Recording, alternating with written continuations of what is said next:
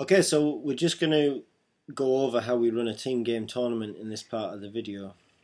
So in a team game tournament, the main sort of key element is that everyone's scores count and that students are ranked against other people who rank the same. And you'll see how this plays out in a second when we go through the specific example.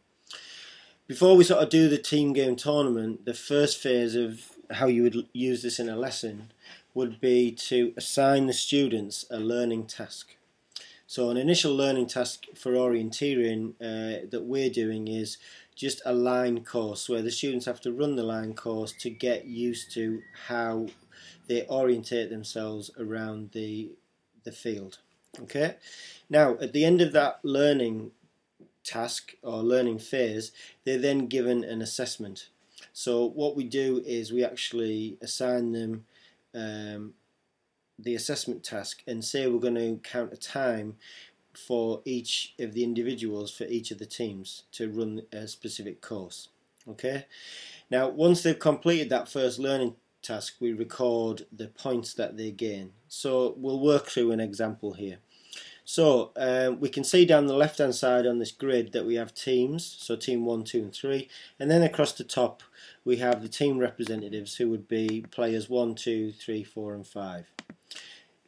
So in team 1 the fastest player would rank as the team representative 1 for each of the 3 teams, and their scores would be compared against each other.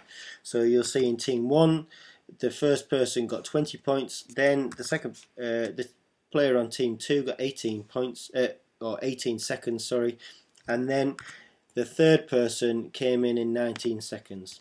Now from this we would then assign times to the people who come second, so 21 points for team 1, 23 points for team 2, a time of 23 seconds, and 22 seconds for the person on team 3.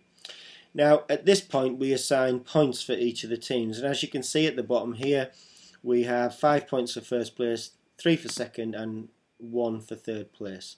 So remember we're comparing scores of people of the same rank, so all the team representative ones get their scores compared with each other.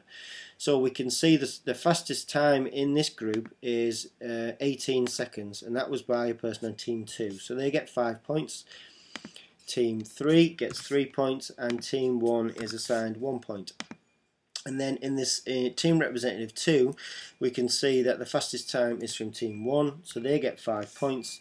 Team 2 get 1 point because they were the slowest, and team 3 get 3 points.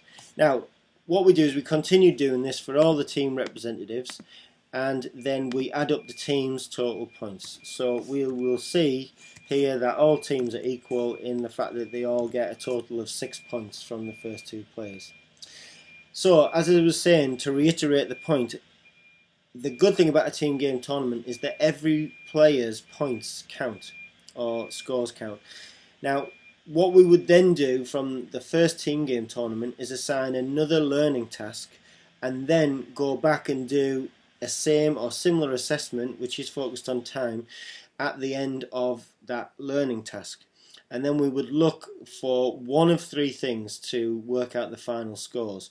We could just simply assess on the team points total, so the first lot of team game tournament scores don't count, only the second lot.